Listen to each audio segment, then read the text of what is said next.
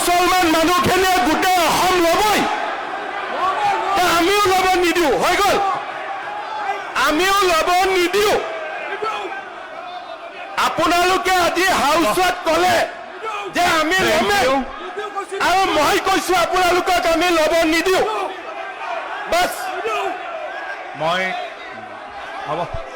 মই এতিয়া যি বিষয়ত সভাস্থগিত প্ৰস্তাৱ দিছে গোটেইখিনি চাইছো, আৰু সেইখিনি জানি বা নাজানি আমাৰ জনীয়া সমষ্টিৰ বিধায়ক আৰু বিৰোধী দলৰ দলপতিগৰাকী এটা আজি ডাঙৰ কথা ক'লে। আৰু আপুনি কি কৈ আছে, আপুনি কি কৈ আছে? আৰু মই পক্ষ ল'ম না, আপুনি কি কৰিব?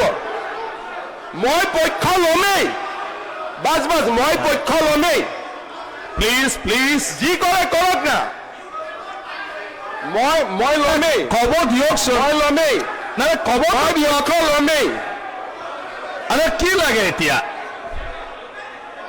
আৰে নহয় নহয়, মই তেওঁ আৰু আপোনালোকে যদি নুশুনাকৈ আপোনালোকে ষ্টেটমেণ্ট দিবই দিয়া নাই। হ'ব কি কি ডিভাইড এণ্ড ৰুল, ঠিক আছে, ঠিক আছে, হ'ব, একো অসুবিধা নাই। এতিয়া আপোনালোক পঢ়িলে শুনক।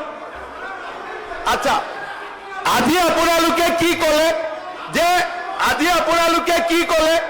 এটা ডাঙৰ কথা ৰফিকুল চাহাবে ক'লে আৰু দেৱব্ৰত শইকীয়াই ক'লে যে লোৱাৰ আছামৰ পৰা মানুহ আপাৰ আছামত যাবই।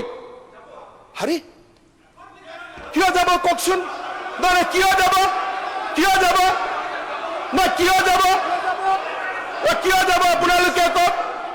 তাৰমানে আপোনালোকে গোটেই অসমখন ল'বই, ল'বই।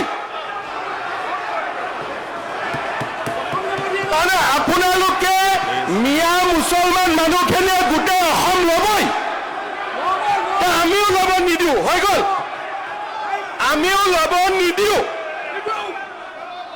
আপোনালোকে আজি হাউচত ক'লে যে আমি ল'মেই, আৰু মই কৈছো আপোনালোকক আমি ল'ব নিদিওঁ, বাছ।